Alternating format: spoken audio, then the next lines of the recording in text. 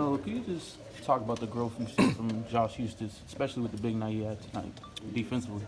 Yeah, I've only kind of been around him for a week and a half, just to see from the start of training camp up until now, him working his way, to the minutes that he's been able to play, showing his defensive awareness, his athleticism, what he can do on the court. Today, showed what he can do out there, and give us another body that we can, rely on, especially defensively, and give us some confidence that he, will have our back. He's out there, kind of know his positions, know his spots on the floor on the defensive end, and there's times where he can knock down an open shot too. So that's big. That's going to be big for us. The first day of camp, you said Steven Adams is going to be a big deal for this team. Was today an example? Shots weren't really falling, but he had a bunch of putbacks and offensive boards. Offensively, I think. Excuse me. No, early Sunday morning. For everybody. I mean, as a team, we shot 30-something% from the field, 20-something from three. Shots wasn't falling, but defensively, I thought as the game went on, we was able to just settle down, buckle down, get the stops we needed. And Steven he came up big for us. Offensively, offensive rebounds, putbacks, and ones, his physicality tonight, we needed every bit of that. Melo, how important, as you guys just sort of figure each other out offensively and get into them, how important is it that defense sort of be consistent as you work through those issues that end? Well, we want to be one of the top teams in the NBA defensively. And I think we showed that tonight. It was spurts where we was very, very efficient on the defensive end. And I think once you look back at the whole game, you'll see the numbers that, today was a very good game for us defensively. But offensively, we know that we're going to have, bad shooting nights. We don't really worry about that. We don't harp on that. But defensively, we can't have a bad night defensively if we want to be a great team. Carmelo, you've been spoken respectful about the team during the week. Did they push you a little further than you probably hoped tonight? And what was it like at the end there to have them? No, well, I was loyal. I was expecting that. I was expecting for the Australians to be a little physical out there tonight.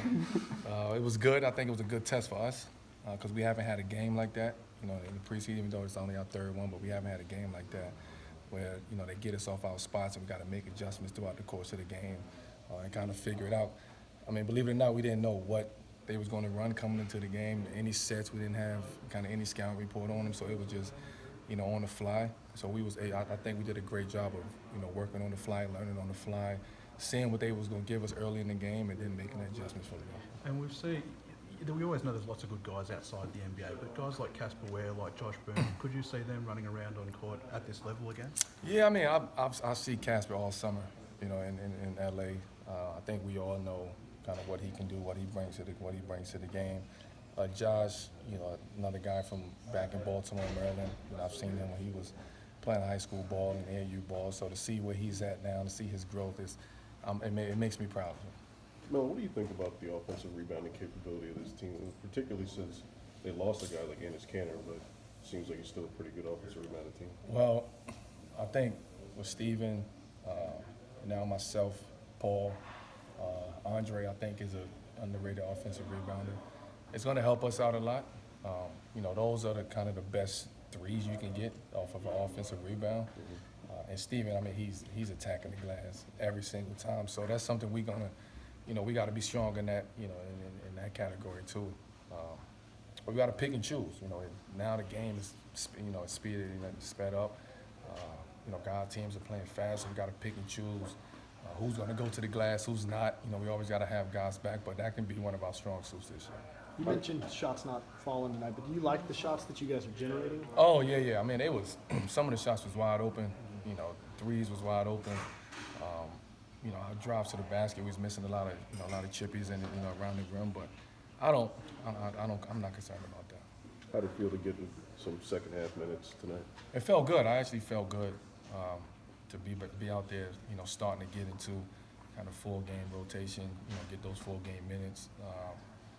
Hopefully Tuesday we, can get a full game rotation then where guys start to really, feel each other out, play with one another throughout the course of a full game. Carmelo, you're obviously not the only team to play the fast break this way, but you and Paul go straight to the three-point line a lot. What does that do for Russell and you have three guys on the floor to have just guys who can space the floor? Yeah, well, we're going there because we know where he's going at.